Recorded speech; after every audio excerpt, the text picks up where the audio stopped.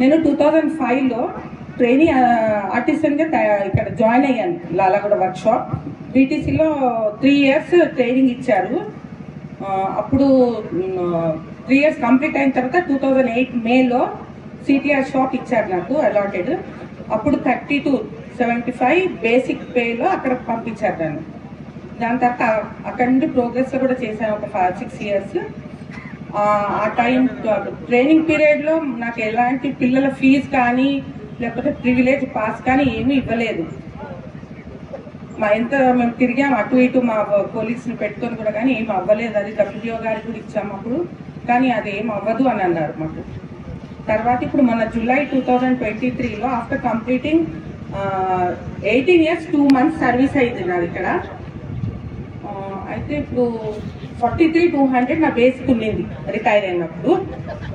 కానీ ఇప్పుడు నాకు పెన్షన్ ఎంత అంటే 4,037 rupees మంత్లీ యాన్యుటీ పెన్షన్ లాగా ఇస్తున్నారు ఎస్బీఐ లైఫ్ ఇన్సూరెన్స్ వాళ్ళు.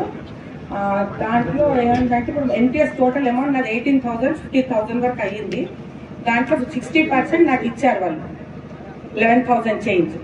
40% వాళ్ళ దగ్గరే ఉంది. ఆ బ్యాంక్ వాళ్ళు ఇప్పుడు మంత్లీ 4,037 rupees నా అకౌంట్లో వేస్తున్నారు.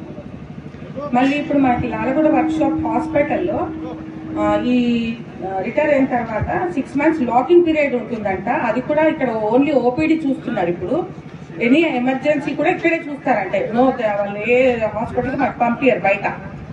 అయితే లాకింగ్ పీరియడ్ ఇప్పుడు నాకు 14th January వరకు పెట్టారు.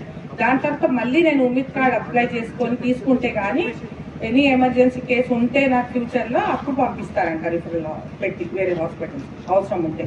అంటే మేడం మీకు ఇప్పుడు ఉమిత్ కార్డ్ ఏదైతే ఉందో మన ఎన్పిఎస్ లేదు, ఎంప్లాయీస్ కి ఉమిత్ కార్డ్ లేదు. లేదు, ఇంకా ఇవ్వలేదు. లాకింగ్ పీరియడ్ లో పెట్టారు. ఓకే, అంటే ఫ్యూచర్ ఇస్తారంటున్నారు.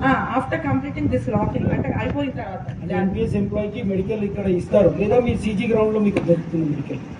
కాదు, నేను మళ్ళీ మా హస్బెండ్ ది అప్లై చేసుకున్నా 18,000 పెట్టి. ఓకే, ఎన్పిఎస్ లో లేదు. సో ఎన్పిఎస్ లో లేదు, 18,000 ఇచ్చాను. ఓకే, ఇచ్చి మళ్ళీ నేను అది జాయిన్ అయ్యా, విడో దాంట్లో తీసుకున్నాను. ఓకే, సో అందరికి అర్థమైంది అనుకుంటాను ఫ్రెండ్స్. మేడం గారు 18 years 2 months రిటైర్ అయిపోయిన తర్వాత ఆమెకు వచ్చే పెన్షన్ 4,032 రూపాయలు. ఆమె బేసిక్ వచ్చి రిటైర్ అయ్యేటప్పుడు 40,000 బేసిక్, 42,300. 42,300లో ఒకవేళ నార్మల్ పర్సన్ ఓపీఎస్ లో రిటైర్ అయితే ఎంత వస్తుండే? దాంట్లో 50% 20,000 పెన్షన్ వస్తుండే, ప్లస్ డిఏ ఎవ్రీ 6 months కి. కానీ ఇప్పుడు ఎన్పిఎస్ లో రిటైర్ అవుతుంది. దీని గురించి మనం అందరం అర్థం చేసుకోవాల్సింది ఏంది, ఎన్పిఎస్ ఎలా ఉంది అనేది.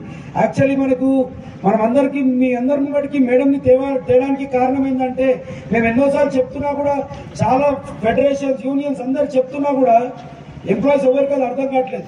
ఒక రిటైర్ అయిన ఎంప్లాయీ యూనిటీగా అందరూ